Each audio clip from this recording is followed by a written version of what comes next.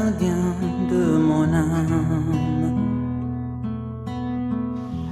Enseignement de Claude Olivier Adiaba du mercredi 8 juillet 2020 sur la paix et la réconciliation dans les familles. Le constat est inquiétant de nos jours, car de plus en plus, les individus se battent entre eux. On est agressé au couteau ou à l'arme à feu pour un rien. Un simple regard mal interprété peut conduire au pire. La violence contamine toutes les relations humaines, même la plus noble comme la famille. Dès lors, il n'y a plus de place pour une paix réelle.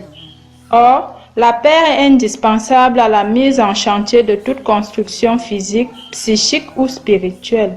Face à un tel constat, il paraît opportun de s'interroger sur un certain nombre de questions, à savoir: à quoi renvoie la notion de paix? Quelle est la véritable source de la paix? Quel rôle doit jouer l'homme dans le maintien de la paix dans sa vie et dans sa famille? La réponse à ces questions sera trouvée dans l'exposé qui suit. Petit 1. À quoi renvoie la notion de paix? Tirant son origine de l'expression latine pax ou passis, la paix peut être définie comme un état de tranquillité, de repos. D'un point de vue individuel, elle désigne un état intérieur dépourvu de sentiments négatifs tels que la haine ou la colère. Une personne en paix est quelqu'un qui est tranquille avec elle-même et avec les autres. Dans la Bible, Saint Paul nous dit que la paix s'obtient par la foi et découle de la réconciliation des hommes avec Dieu, par notre Seigneur Jésus-Christ. Il est écrit dans Romains chapitre 5 verset 10, je cite: « Nous avons été réconciliés avec Dieu par la mort de son Fils. » Fin de citation. Cette réconciliation permet aux chrétiens de jouir de la paix de Dieu, qui surpasse toute intelligence. Nous lisons cela dans Éphésiens chapitre 4 verset 7. Cette paix est l'un des fruits de l'esprit, confère Galates chapitre 5 verset 22. La paix incline le cœur du croyant à l'amour fraternel et à la satisfaction de l'existence que Dieu lui donne. Petit 2. Quelle est la véritable source de paix? Le psaume de David déclare, je cite: « Oui, mon âme est tranquille devant Dieu. Mon salut vient de lui. Oui, il est mon rocher, mon salut, ma citadelle. Je suis presque inébranlable. » Fin de citation. Nous lisons cela dans Psaume 62, versets 2 à 3. La paix véritable, celle qui transcende les états d'âme et les situations diverses et multiples, ne peut venir que de Dieu. L'humain ne peut de lui-même y accéder. La paix en Dieu est un cadeau. La paix que Dieu nous donne n'a pas de correspondance humaine. Elle diffère totalement de ce qui émane de l'esprit des hommes. Jésus dit dans Jean chapitre 14 verset 27, je cite: « Je vous laisse la paix, je vous donne ma paix. Ce n'est pas à la manière du monde que je vous la donne. Que votre cœur cesse de se troubler et de craindre. » Fin de citation. Le caractère particulier de cette paix de Dieu en Jésus-Christ est qu'il rapproche et rassemble ce qui était divisé. Il réunit ce qui était séparé. Le Christ l'a vécu.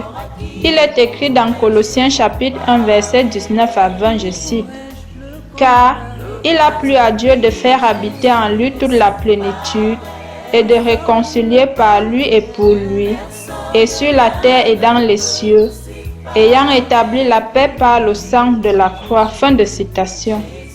Notre Seigneur Jésus-Christ a déclaré à la foule sur la montagne, je cite: « Heureux ceux qui font œuvre de paix, ils seront appelés fils de Dieu. » Nous lisons cela dans Matthieu chapitre 5 verset 9. Dès lors, non seulement nous pouvons accueillir ce fabuleux cadeau, mais plus encore, nous pouvons devenir les artisans de paix dans nos milieux de vie et spécialement dans nos familles.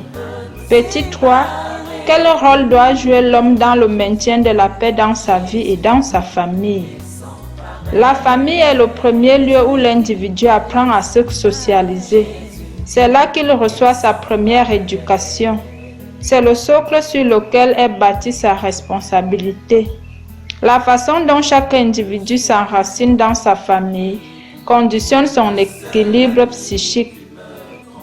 Pour jouir d'un équilibre stable et connaître un développement harmonieux, il faut que l'individu soit solidement enraciné dans sa famille, qu'il ait des liens affectifs solides avec ses parents, qui sont ses premiers repères moraux et culturels. Le rôle de la famille dans le renforcement de la paix est très important, en raison de ce qu'elle représente pour l'individu. L'écrivain Pevaneto, dans son article intitulé « Vaincre les addictions » menait la réflexion suivante.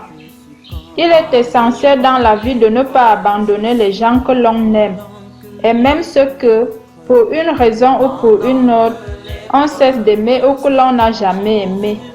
En réalité, on ne doit jamais laisser sans soutien la créature humaine, parce qu'au fond, nous formons l'immense famille de Dieu.